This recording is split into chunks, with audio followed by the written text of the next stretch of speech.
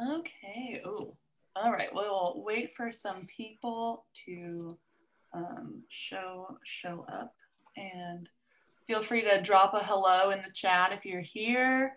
We're gonna wait a few minutes to get things going.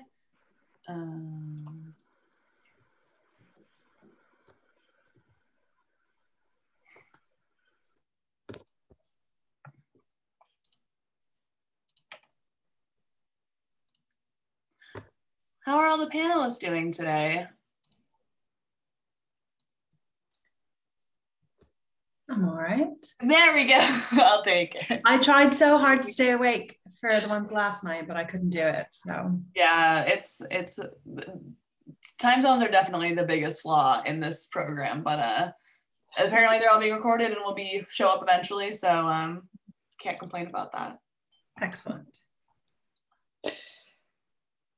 Yeah, I'm doing pretty good too. I'm super excited that we're able to do this event. Think it's really cool, and we've had really great turnout. So I hope everybody else is having a good QuidCon too. Nice. I'm in quarantine for 2 weeks, so it's so nice to have something to do all weekend. It's the little things. Truly. I was having a pretty good week, but now stress. Oh dear. Yeah, fortunate.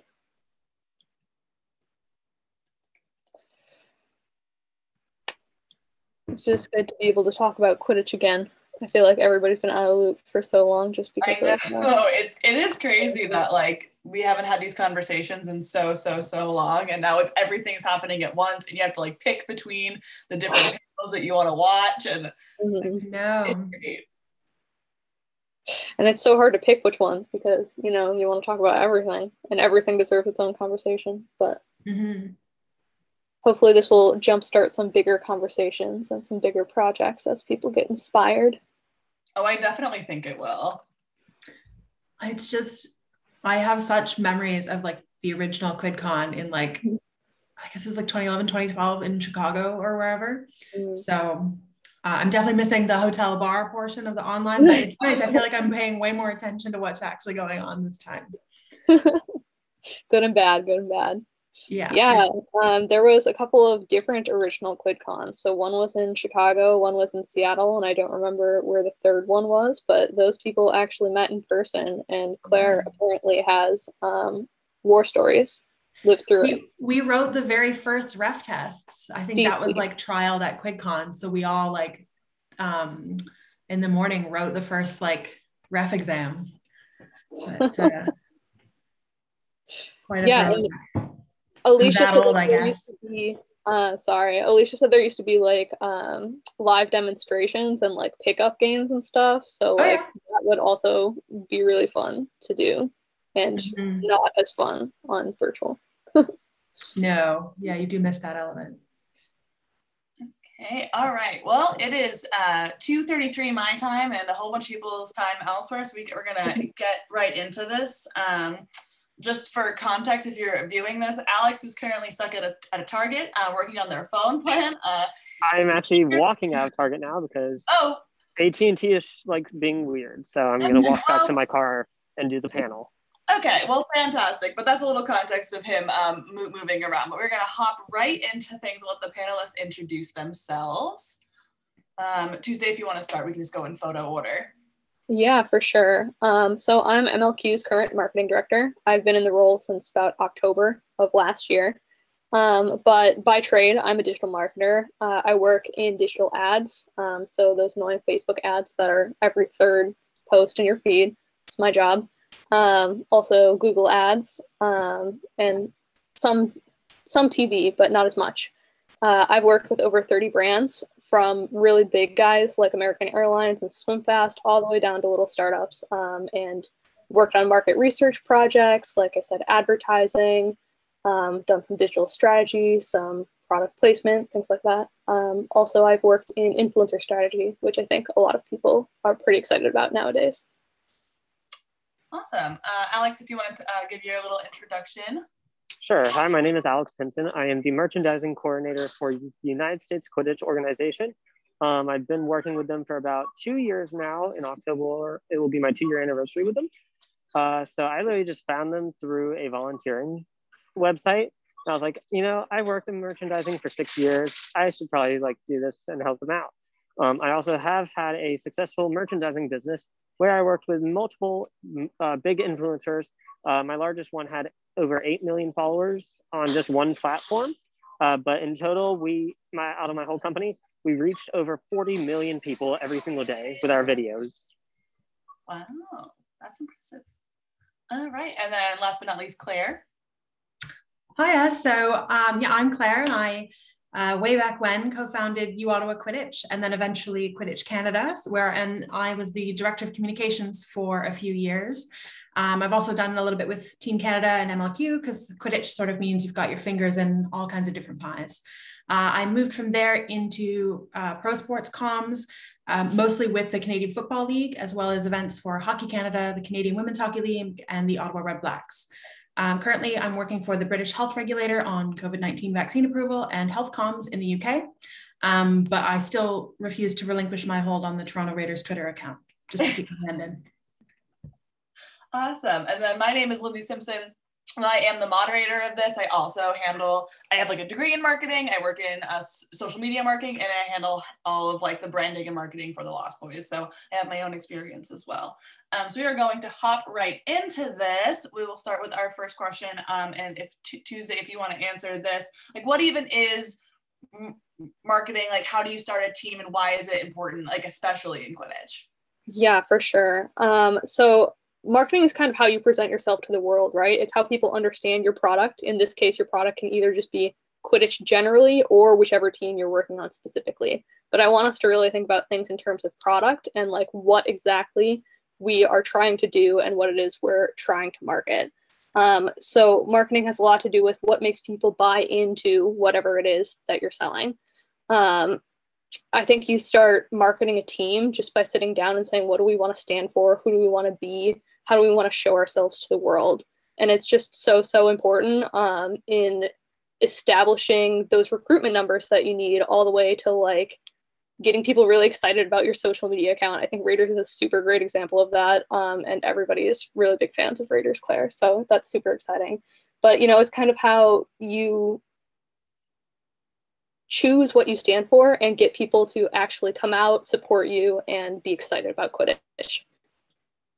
That's a great way to sum it up. I just wanted to add, as the moderator, I know a lot of people often in like school and stuff hate when just a slideshow of a slide just says what you're saying out loud, but I did that intentionally on purpose because people may be coming in and out of this and I want to know what we're talking about if they join in, and also if we get off topic or whatever, you kind of know where it's was stemming from. So just some context there. I hated that in school, and I don't want anyone to think that I didn't acknowledge that beforehand. But anyway, Claire, is there anything you wanted to add to what Tuesday had said in the first place?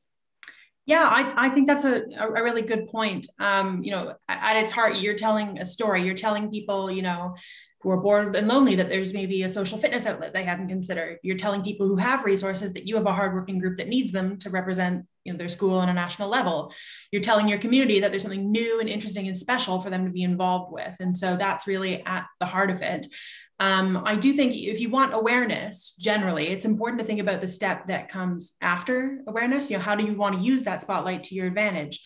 Once people are aware of your team, what do you want them to do? I think for many teams, recruitment is going to be that main focus. And so you want to be making targeted approaches then to drive people into your team and integrate them. But it does depend on what you're looking to achieve, obviously, because recruitment-focused campaigns will do one thing and are put together one way, and fundraising and partnership-seeking ones might work a little differently. Awesome. I feel like we have hit the nail on the head on a few different aspects of it. So we're going to move on to our next question, and we'll start with whoever wants to, I suppose. What does defining your brand mean to you, and have you used this like on your own teams within Quidditch? I don't know if Alex, you want to start with this one? Sure, I can start. Can you guys hear me okay? Yep. Okay. So defining a brand literally means how it feels to a person. So like Target, you see that red symbol, that is their brand. They are also known as a more reliable Walmart, because Walmart may be cheaper, but Target has more high-end, more expensive things, so it may last you a little bit longer. Defining a brand is literally taking what you want to make out of your little group and push it forward. you want to actually, when somebody hears, oh, this is this, you want them to think immediately of you. And how I've used it is with US Quidditch. Like, I've worked on so many different projects with them for merch. What USQ13, I contacted a bunch of companies. We also came up with a lot of new designs for some merchandise. So like when you see our logo, you think, oh, that's US Quidditch. So like that's really what defining a brand is meaning to me. Awesome. And then Tuesday, do you want to discuss how you have used branding within your own teams? Yeah, for sure. So one project we're working on at MLQ right now is we used to have team managers run their own social media accounts, right? But it kind of led to inconsistent posting, and people didn't have a lot of energy to really think about what they were putting into what was going on social media. So this year we're taking it in-house, and we're going to help each team develop their own social media voice. So I think Raiders is a really good example of somebody who's done it really well, where they have something that they stand for, even though it's just like, oh, wow, funny raccoon pictures, like everybody has a very distinct memory of like who Raiders are and what they stand for. They're kind of this fun, quirky team that doesn't take themselves too seriously, but they're still out there to like have fun and really win and bring it to the other teams in their league. On the flip side, we've had some other teams who have really position themselves very differently. So we are doing these interviews right now to understand what each team wants to stand for. And for example, I think New York Titans is a really fun one. They kind of have this nickname of the No Fun Titans. They just want to come out there and be serious and take everything super seriously, practice so hard, and show nobody any side of them that seems fun at all. Versus Boston, who comes out and they're so serious, they really want that work hard, play hard vibe. So we want to make sure that each team's personality kind of shows through in their social media account so that everybody can continue to be excited about their own teams in their own city and really see themselves reflected in the product that they're buying into. Awesome. And Claire, I know Tuesday kind of touched on Raiders already, but is there any other teams and brands that you've used branding specifically for? Yeah, I think, as we were mentioning, developing that voice is really important, and you really can leverage, existing brands, iconography, natural elements to really localize yourself and make that, something more unique. And the nice thing about, and maybe not for MLQ teams, but for your own team, the nice thing about Quidditch, it's relatively niche, lower visibility. You do have a lot of flexibility to try on a few different hats and see what works. And I think that works really well. When I worked with the Canadian Football League, obviously there's a rich history there, an opportunity to sort of leverage, national identity, not just historically, but in new images of Canada. What do we want the country to look like? What do we want to be in the future? How do we want this country and people, communities to come together over sport to reflect that? And how would a national league trying to represent that behave? I do think in terms of larger campaigns like that, it's important to ensure that your marketing really matches your product and that you're prepared to deliver on the promises that you're making, because a coat of paint isn't going to stand up without a wall behind it. And you see that with brands, with maybe ambitious or self-serving marketing campaigns. You really do have to have, the heart behind things like that. Awesome. Yeah, I think we did a great job of covering that question. We're going to move on. We'll start with Tuesday for this one. Like, what is the difference between gaining traction and generating buzz? Because they can sound pretty similar for people that don't live in the marketing world, but they are pretty different. So sure. Yeah, I think gaining traction is more about getting people to notice you and sort of taking a hold in your market. There's a lot of products that are available. When we're talking even just Quidditch, there's a lot of sports people could play, but we have to sell them on the idea of actually coming out and playing Quidditch. When we're talking about teams, there's 10 or more teams in Boston. So why should they come out to your particular team's game or join your team to play? And so the traction piece of it is really getting a foothold and being able to stand out in that way versus the generating buzz. To me, I think it's more about keeping people talking about you and having a good enough product, like Claire was just talking about, where you have to have something that your product stands for. It's not just the paint that you put on the wall, right? It's got to have something standing behind it. So it's really having something that people want to keep talking about and coming back to. Awesome. Alex, do you have anything you want to add to that? She said it perfectly. I totally agree with everything she said. With gaining traction, it's like she said, getting a foothold. It's like you want people to know about you, but generating buzz is you want them to talk about you. I think the ESPN recent Sports Center release was a big, like, it kind of showed us both sides of that, because obviously it generated a bunch of buzz, and I don't think we'll know yet if it gained us any traction until we actually start seeing people or more likes or more engagement throughout, like when we get to start playing again. So I think that's a good example of like something that we don't know what it's really going to give us in the long run. Claire, was there anything you wanted to add before we moved on? No, I think that's perfect. I think there's a lot of, that, even the low level campus buzz, if people are seeing you practice on the main lawn, or other teams are reacting to a social post like that, that is valuable. But I think that conversion to action is a really crucial part of it.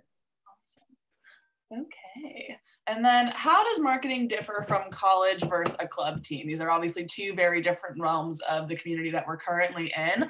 So Claire, if you want to start with some insight into that. Sure. So for college, that's where I started. And I wouldn't say it's easy, but it can certainly be better organized, because you've got, that name recognition with access, even casually, if not officially, to the brand of the school. And you have sort of an existing, closed loop network. You have a more captive audience and an existing school structures. There's newsletters and websites and things that everyone checks. There's school fairs and fields on campus, and you can really leverage that to your advantage, even with alumni networks and school spirit and that sort of defined calendar. And I think for a club team, you're a little bit more spread out and disconnected, and you have demands not just on your time and energy, but for people around you. And you see this too in major urban markets with pro sports too. There's just so many options for people's social time and energy and dollars. And so there is a lot more, I think, disconnection that's possible there. But you do also have a wider network in terms of who is on your team and their networks. And you are sort of free from that, the team names in the school. And so potentially there's a bigger branding opportunity there in terms of creating a more local, authentic voice. And I think you see this really strongly in teams like the Lost Boys in Boston, who've really leveraged that to those wider opportunities. Thanks for the shout out. Love that for me. Tuesday, what do you want to add to that?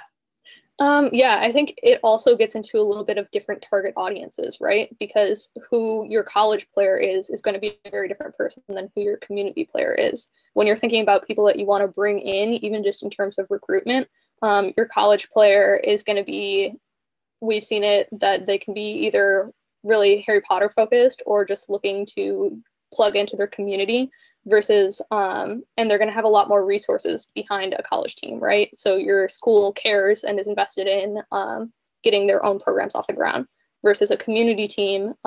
You're kind of directing your request to join at like an entire city or an entire town, a whole community. But on the flip side, you're going to have a lot more dedication. It's not just people who came in after 1 or 2 years. Typically you're going to have a lot of people who have been around and are really invested in making the team work. So I think that can be a pretty big difference too. Awesome. Yeah, it's I went to Emerson where the school did not support us at all, and we had no like financials or field space or whatever. And so I kind of had a leg up when moving to the Lost Boys, that I already had to kind of do it by myself, to come over here and try to continue to do it by myself. But it can be a huge difference when you do have that school support and shift to the club community and trying to recruit from there. Alex, before we move on, is there anything you wanted to add to this? I personally don't really have much connection with college or club teams, so I don't really have anything to say. I figured, that's why I just wanted to make sure you didn't have a thought. Awesome. Okay, fantastic. But we will start with you for the next one if you want to keep yourself unmuted. But especially working with USQ, you use a lot of platforms, but which ones do you use? And then also on top of that, if you have ones that you've seen have better success rates for certain types of like projects. Sure. So definitely Slack is a number one. We use Slack for everything. We also use Google Drive and G Suite. Those are a few of our top ones. But for social media, Instagram, Twitter, Facebook, TikTok, Snapchat, those are like the number 5. Those are the top 5 social media you want to be on if you're just creating a club. LinkedIn is more of a business situation, so I wouldn't really say Quidditch teams would need a LinkedIn, but definitely those top 5 I would say you need to get on if you aren't already on them. because I actually do know that US Quidditch 2 weeks ago just created an account for TikTok. So, ooh, that's going to be some interesting content. So I'm still trying to get us to work on some little videos for it, but hopefully it'll be there soon. Very nice. Awesome. Is there anything either Claire or Tuesday wanted to add? This is kind of to any specific like marketing tactics that you've used on platforms, whether it be like Facebook groups or working with businesses or anything like that? Yeah, I think one that I'm really encouraging a lot of teams to look at right now is not really even a social media. It's just the like website builder card, CARRD. People use it a lot on Twitter to kind of host links, but there's no reason that your team should not have a digital presence. This kind of helps with SEO. It allows you to have a place to put resources to direct people to from your social media. So even if you just have the most basic card out there, it kind of collects everything in one place and legitimizes your team a little bit more than just being on social. Awesome. And go ahead, Claire. Yeah, I quite apart from all the different social media platforms, I think Lindsay, what you mentioned about the streams is really important, because the most successful year I had at UOttawa in 2013 was also that we proactively fostered relationships in the community, not just with school officials, but with businesses. And you can, by seeding those early, not just going to them with requests, but by building relationships, sending updates, frequenting certain places after practice, you can really build those relationships, and eventually they can turn into really productive partnerships. And making yourself a part of that community is so important. I want to shout out Savannah Robinson, who's part of the current UOttawa leadership, who spearheaded a letter writing and advocacy campaign to save one of the parks we practice at from development. And public service stuff like that, there can be a volunteering element too, really cements you as a recognizable and known element and presence of that community, which in turn leads to awareness from other groups who then think of you and can call you into certain situations, can send people your way. And I don't mean to say do these things because then it will lead to recruitment, but I think that can be a central part of your team identity and culture and marketing for sure. Awesome. Just something to go off Tuesday, mentioning using like a card or similar like hosting platform, is having something like that that's concise and puts everything kind of in one place. And you can include even like a link to the USQ website in those types of things, that when someone who doesn't know anything about Quidditch or has just seen it once, like on Sports Center, wants some information, you can send them something like that. And it's not just like, oh yeah, here's like our Instagram account. You can like scroll through it yourself and like see what it's all about. But it kind of puts something in a much more like official place with a lot more information for them. So something as small as that can really change someone's first look into Quidditch. So it's so simple to just have to take that step, and it's really great for marketing and engagement and retention. So we will move on. How can you keep your team engaged and excited about marketing? And what about like preventing the drop off? Tuesday, we'll go back to you for this one. Yeah, this is a good one. I think a lot of teams kind of struggle with this just because it's really easy to be hyped on it for a couple of days and then just let it go and forget about it and then not come back to it for a couple of weeks. So one thing that's really important here is putting together a marketing calendar, at least for all of your active season.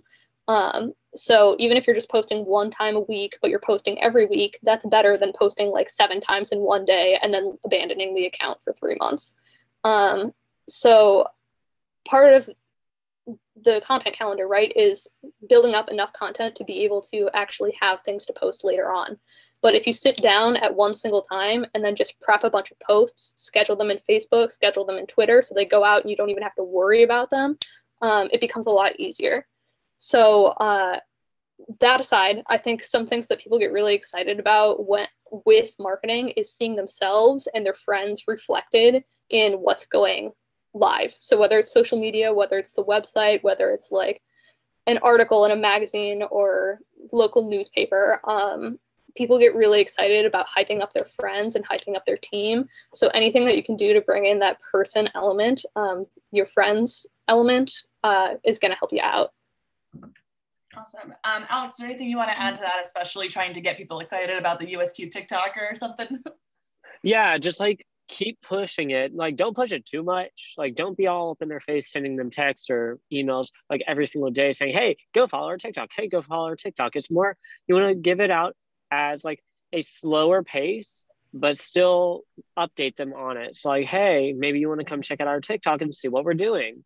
Or like posting on social media, like you said, not 7 times in one day and then abandoning it for 3 months. You want to post usually consistently, and that should drive people, okay, this account is active. I want to keep following and seeing what's going on. It's interesting. So that's what I kind of have to say about that. Awesome. We've talked about this in depth already, but Claire, is there anything else you wanted to add based to what's already been said? Yeah, I think it's a really great learning opportunity for people on college teams, particularly, or even out of school, as one more thing to put on your resume, because you absolutely can put this stuff on your resume. And even if you're in a totally different field, having basic marketing and comms competency can be really helpful, because at its heart, you're really learning and experimenting with how to tell stories and how to share what's important to you, and that doesn't really ever go out of style. And there's a lot of different elements, design, photography, writing, networking, social media, media pitching, filming. Like, marketing is 10 jobs in one, and it's okay to farm that out and let people try their hand at it, because you won't always have such a good opportunity to really learn on the go. And I have never taken a single communications course, but I work in communications, and you can absolutely, pick this up. And at the end of the day, you're doing this for yourselves, not for a corporate entity. You're doing it for you, your teammates, and the thing that you care about. You're marketing to build your team and make it stronger and bring people into that thing that you care so much about. So it's important that your marketing reflect the elements of it that you love and that time.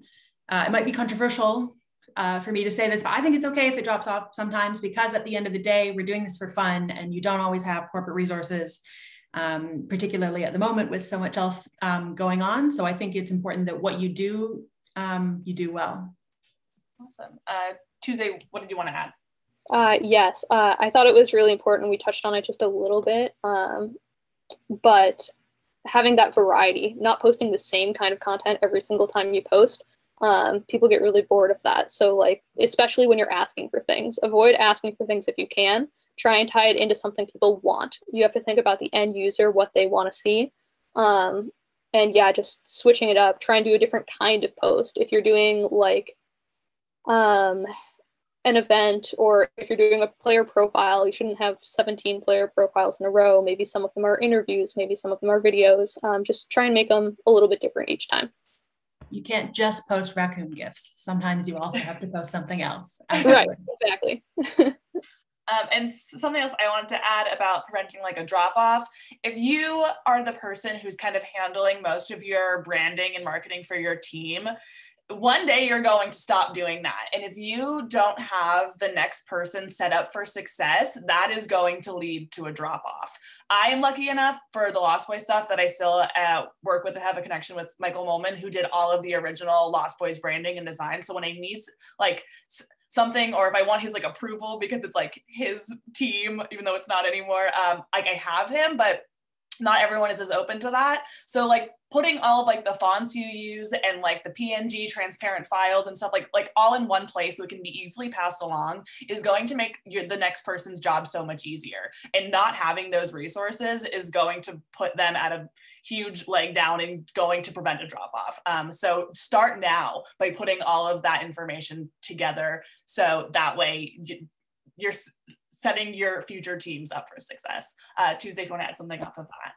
Yes, I did. And going off of that, you should absolutely get your teammates excited about creating content. Like they should want to take pictures of practice or of their team dinner or of whatever is happening at that particular moment. And part of this is listening to them and incorporating some of their dumb ideas just because it makes them feel heard. And it is Quidditch. It is a little goofy.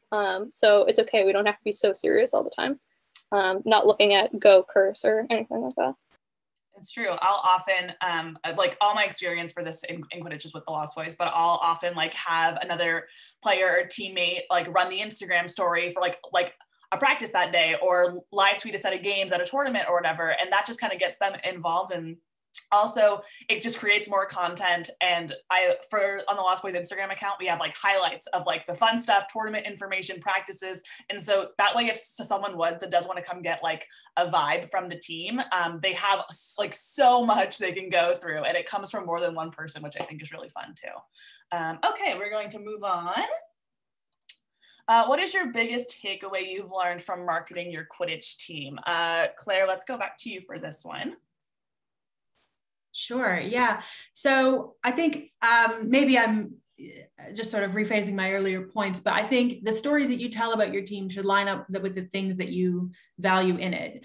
The way that you market, your record on the pitch and winning regionals every year might be a little bit different from a team that doesn't place well, but throws great movie nights. Not that those are mutually exclusive, but what I mean is to really put your truest foot forward, because at the end of the day, that benefits you and people coming in, know what they're joining. And I do think, as Tuesday said, you really do have to have fun with it. You might have to market tax software the rest of the time, but the thing that you're selling here is fun. It's high octane, it's family, it's making new friends. It's a fun way to stay healthy, with those friends. And I think that really has to be the heart of it. The one other really element is that my teammate on Valhalla Quidditch Sugar practices, which is ABC, always be crutin. Every conversation, every media pitch, every Facebook post, every offhand comment from a curious coworker, every first date, they're all recruitment opportunities. It's always a gateway in for someone. Amen. Alex, if you want to talk about like your experience with marketing the USQ things, like what you've taken away from that now. Sure. So what I've taken away is we are all like one community. We're all quote unquote friends. Some of us may not like each other all the way, but you're still friends. Like, it's just a big family, and you're all a team, and you work together, and like it's kind of hard to give up. So like when you're leaving, I know it's gonna be very sad. It's like when I don't remember if it was Tuesday or the other one who left the team and went on somewhere else. It was probably very sad because like that was your family and that was your team. So like just being a family on a team is literally what I took away from this. Awesome. Tuesday, is there anything you wanted to contribute to this one? I don't know if it's a takeaway so much as like something that keeps me coming back, but something that's really, really cool about Quidditch is just the passion in this community. Like, we're all here because we want to be. It's something goofy and silly, but like, this is our off hours. This isn't anybody's forcing you to be at Quidditch. You have to run the social media account, or you have to go work out and it's miserable. It's not like that, Like, everything that we do, I think everybody is striving for it to become better, and to look at the long-term future of Quidditch and ask, what can we be doing more of? How do we get to the next step? And I think that's a really cool mindset that we're all able to benefit from. Awesome. Fantastic. Okay. Our last official question is talking about Harry Potter and how obviously the sport started for one reason. It's because of the sport in the movies, in the books. And so has there been anything that has kind of taken the place of that so far? Is there something that we should be like working towards? And then also on top of this is obviously Harry Potter Quidditch was like a theme, but do we see like the success of the like schematic branding of MLQ and the other leagues that are like keeping their brandings similar? We can see it in WCQ also, not that anyone outside the West has paid attention to that, but do we see that the benefit of having like that similar branding, or do we think that things are better to keep like the diversity that we currently see in USQ? Tuesday, let's go back to you for this, because you've got that MLQ experience. Okay, hit me with a hard one. Let's see. There's a lot to unpack here. We can take it piece by piece. There sure is a lot to unpack here, and I think this is a pretty hot topic of conversation right now. But there's a bunch of different kinds of players in Quidditch. There's people who aren't even in USQ, but they have an intramural team that they just come out and like have 7 people play, and it's not even very formal at all. But you take that all the way to like MLQ and people taking themselves very, very seriously and working out every single day and watching their nutrition in order to like make this happen. So I think we're at almost a split in the sport where people want different things from it. That's okay. We can each, there's a version of Quidditch for every person out there, and there's no reason that we can't all have the version of Quidditch that we want to see. Does that affect language and branding? Yes, absolutely. And I think there's a lot of really big and important conversations happening right now. Where exactly it will go kind of remains to be seen, but I wouldn't be surprised if we end up getting these different pockets of like more Harry Potter based all the way to like supremely athletically based. But I do think the sport has evolved over the years to kind of be able to stand on its own. And we don't necessarily need the Harry Potter element of it anymore in order to even just have a valuable product. Like Quidditch on its own stands by itself. We don't need Harry Potter, but whether we continue to use it as a tool kind of remains to be seen. And we do have to think about how that affects our community and what Harry Potter stands for in current pop culture as it exists, especially with its ties to J.K. Rowling right now. But yeah, I think it can stand on its own. Awesome.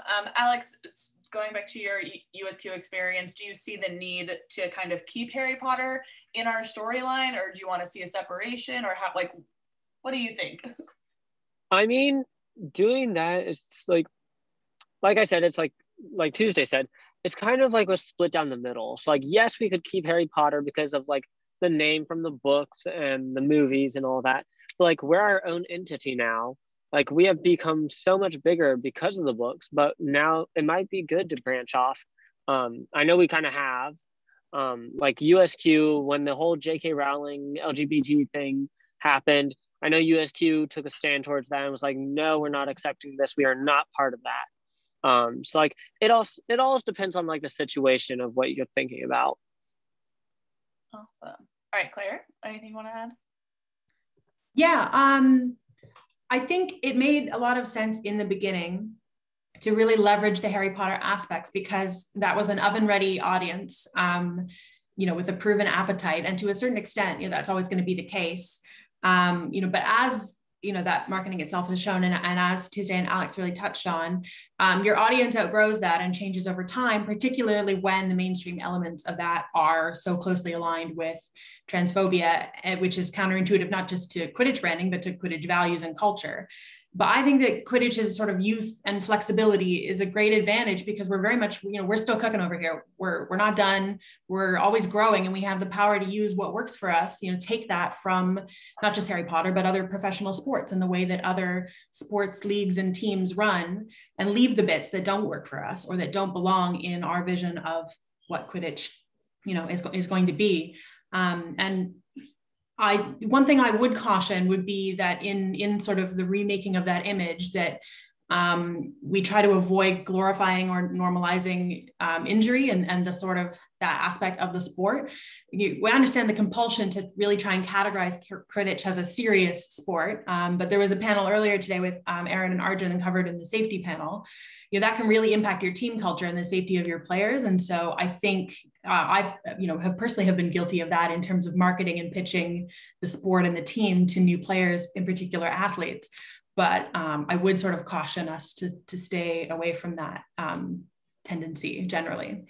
In terms of the organizational resources, I think that the central leadership of places, things like Quidditch UK, Quidditch Premier League, the MLQ, that is helpful because you can do more with fewer people, and you have that, the static and recognizable brands, because a lot of teams, come and go, not just, community teams, but even school teams have fluctuations. And so I think that's really important and helpful. Awesome. I want to circle back to the beginning of this and talking about the branding techniques of like MLQ and et cetera. Like, do we think that USQ may see more success if this obviously is not on anyone's agenda, but to have like a overarching like branding requirement or like guidelines to follow? Like we have teams like Terminus and Bosnia and the Lost Boys that have like these really identifiable like logos and like the way that they present their information. And then we have teams who have an outdated logo from 10 years ago, make a Facebook post every now and then, is overall inconsistent, which is nothing wrong with it. Like we've said, like this is for fun. everyone's team can do it, how is fun for them. But do we think that that's going to lead to more success by allowing people to do what they want and just enjoy what their aspects of their team? Or do you think we'd see more long-term success with some sort of marketing or branding expectation per each team? Tuesday, if you want to go back to this one. I think one of the things that's really cool about USQ as it currently exists is it's kind of a place for anybody who wants to play Quidditch to be able to play Quidditch. So in terms of making it like a true requirement, I don't know if that's really necessary. Like you said, we all do this for fun, and it's okay, whatever anybody wants to do. But on the other side, it can only help you to have a better brand. It can only help in terms of recruitment. It can only help in keeping people around. And honestly, I think it's just fun in its own accord. That could just be my own bias as a marketer. But yeah, I think, I don't know if I have any more to add to that. I had a thought, but it's gone now. So I'm going to let somebody else take it over. Claire, do you have any thing to add based on your experience with like other sports and how like they have more schematic branding that has to be followed to add to this? Yeah, I do think, you know, one of the I guess side effects of having been in Quidditch this long is that I'm really appreciative of having, you know, the central and, you know, more tightly run ships in terms of having resources for new people to go to, you know, because we used to have to find you know, like an old news clip on YouTube to send people, right? And so it's so valuable to have these, you know, really well produced, really well organized resources. But I do think obviously, you know, there is a lot of room for individual creativity, and that nimbleness is really valuable, because a lot of, you know, the editing process, I suppose, in pro sports is obviously a bit more rigorous, you know, for better or for worse. But you do, you know, the moments that you have people remember are not the, you know, oh, I was able to find the scores on the website. The things that people remember about marketing campaigns or team identities are the things that made them feel like they were in a group and experiencing things together. And, you know, you can plan for that as much as you want, but I think when that happens, it's a true moment that people recognize. And so keeping the space for that is really important. Awesome. I just want to circle back to Alex and see if you have anything you wanted to add in regard to like how we see teams branding themselves and what we may think is maybe beneficial. I think Tuesday and hold on. Claire. I think Tuesday and Claire, thank you. I suck with names, I'm sorry. I think Tuesday and Claire. You can go Tuesday, really Wednesday if you want. I'm happy to just take it. I think Tuesday and Claire have really hit it on the spot, and I agree with almost everything they've said. So I really don't have much to add for that. Okay, awesome. Tuesday, what do you want to contribute? Yes, I remembered my thoughts, so that's why I raised my hand. But basically, I think it comes back to longevity and consumability. These are two things that we really try to work on at MLQ, but I think really a lot of teams can benefit from it. Like the community as a whole really needs to work on longevity, in that like we have these teams, like you were saying in USQ, who fluctuate from year to year. Maybe you build a really great community team one year, but then the next year it completely dissolves. Does that mean that we have to throw away that entire branding and what it stood for? Not necessarily, right?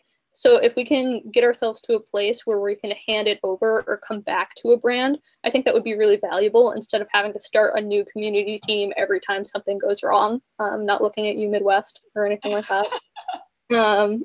But then on the consumability side of it, like, while the moments people remember aren't being able to find that score, there is also something to be said for actually being able to find that score. One of the biggest complaints that I hear from people in the community is like, it's so alive in that moment that you're there on the pitch with your friends. Being there in person is like a totally different experience than online, because we're not really good at establishing a digital footprint. I mean, we're doing our best, but I think we're also over the years moving towards something good in establishing more resources, more content, more digital presence that makes it easier to be able to consume the Quidditch product when you're not there in person. Awesome. Okay, so that is our last question. We have some backup ones if we have some if we have to fill the time. But if you are watching and want to send anything into the Q&A, or you can use the chat or whatever, we will be happy to take those questions. I know we've talked about a lot of different things and a lot of aspects of marketing in Quidditch, so there's a lot of topics you can ask about, so feel free to send those our way. I will just start with one of our backup ones while we're waiting. Claire, what do you think is some of the biggest challenges while marketing in Quidditch?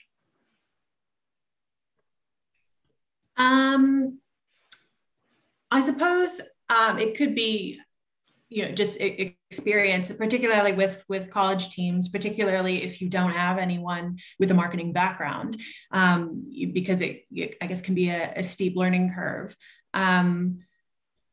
So that would be one. In terms of marketing to the sort of wider audience, I think, I guess our difficulties on that front are well documented in terms of the Harry Potter branding, and the fact that every newscast wants to play the theme song over every single game. But yeah, I don't know, I'd have to think about that one. Tuesday, you have any? Yeah, there's a lot of like minute challenges that seem to add up. Alex, do you have anything that you want to add as doing like the USQ merchandising and stuff? Like what challenges you cross on trying to decide of what type of projects you think are worth working on or not worth working on? Yeah, so it all depends on like so how I usually do it is I like to do seasonal drops.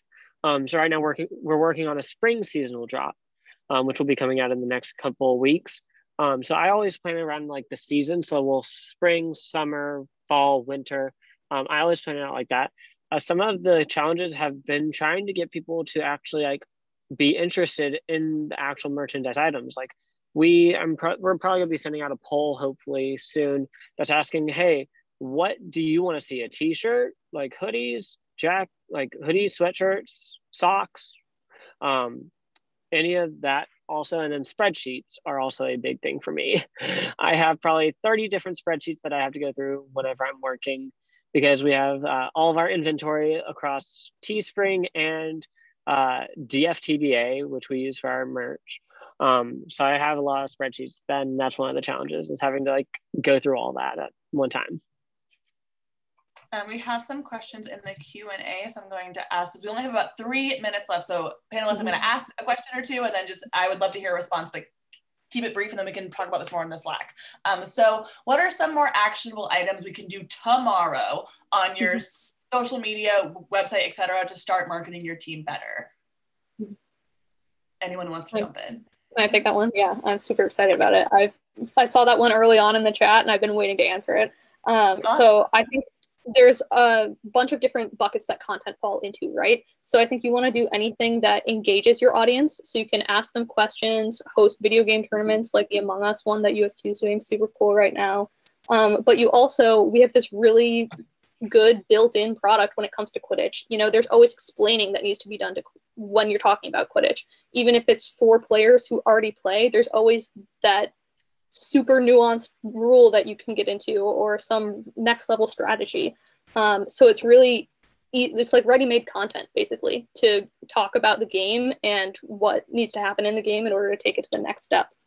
And then, like I said, player profiles, interviews with them, anything that shows them hanging out, those are all really good. Those 3 big content buckets for you right there.